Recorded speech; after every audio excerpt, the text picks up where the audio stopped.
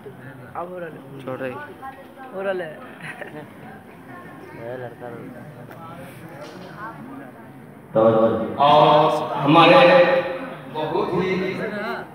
कहें हमसे तो बहुत ही बड़े बड़े ठाकुर हैं जो दल-दल से तशरीफ लाए हैं पटना में। तो मामले जो है बहुत सालों से किए, बहुत कुर्बानी दी और हजरत जो वहाँ कुर्बानी न दिया, अल्लाह को इतना पसंद आया जो वही जिसको अभी सदरगंज के हैसियत में मदरसा में अल्हम्दुलिल्लाह बहुत खुशी होती है कि तशरीफ ले आए। हजरत के यहाँ में 40 या 50 साल के कोई बनना अंकित है बैठकर एक शेर पे हाथ में बंदा भगवान के ऐ जन्नत